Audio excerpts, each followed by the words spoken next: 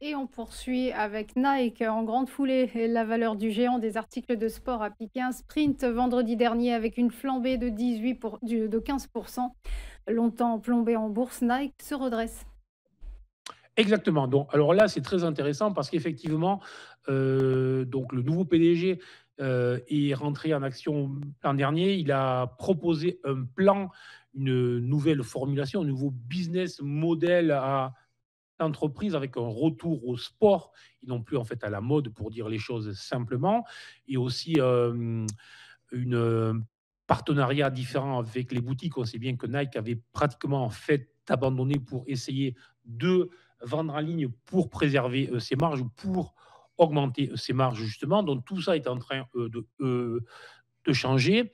On a une action qui valait quand même près de 170 au plus haut, si je ne dis pas de bêtises, et qui était tombé proche des 50 et qui désormais a rebondi avec une configuration intéressante, avec du volume, avec un gros gap, une grosse nouvelle, bien accueillie par les investisseurs. Mais attention quand même, pourquoi?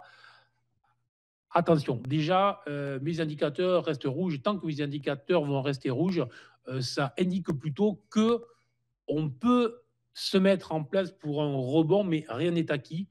Autrement dit, il va falloir plusieurs semaines, voire plusieurs mois avant de vraiment attirer tous les acheteurs. Ensuite, là, je vous ai proposé une configuration graphique en hebdomadaire.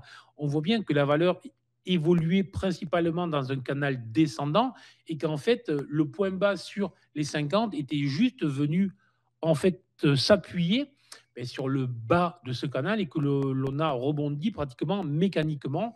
Il faudrait dans tous les cas, rebondir et passer au-dessus des 82, 83 pour retrouver vraiment une véritable dynamique et pour surtout arrêter le mouvement baissier. Donc, c'est bien, c'est positif, mais c'est loin d'être gagné. Donc, je dirais que pour le moment, on peut probablement considérer que la hausse est, pardon, que la baisse est terminée, donc que la baisse structurelle est terminée, que l'action rentre ou que l'entreprise et que l'action rentre dans une phase différente, une phase nouvelle de restructuration. Mais il va falloir désormais démontrer que ce qui a été annoncé va mieux, sachant que, attention, hein, ce qui a été en fait annoncé, c'est une poursuite de la dégradation du chiffre d'affaires et des marges dans les prochains trimestres. C'est juste que les annonces étaient une dégradation moindre, évidemment. Voilà, donc il y a du mieux, ce n'est pas encore gagné. Maintenant, pour les investisseurs qui s'intéressent effectivement au retournement comme ça, c'est pas mal. Après, sur le plan technique, je dirais, on va quand même se méfier là aussi, puisque on avait ouvert vendredi sur les 70.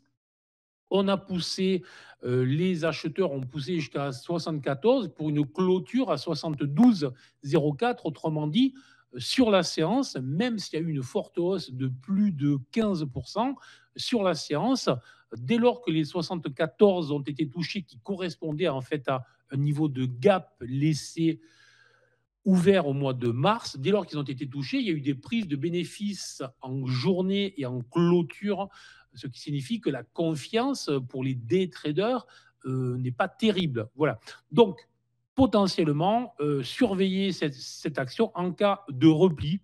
Et si on avait des replis autour d'une zone comprise entre les 64 et les 66, donc quand même des replis de 7 à 8 à venir, potentiellement pour des premières entrées moyen long terme, en se disant qu'on n'est qu'au début d'une recovery sur cette entreprise.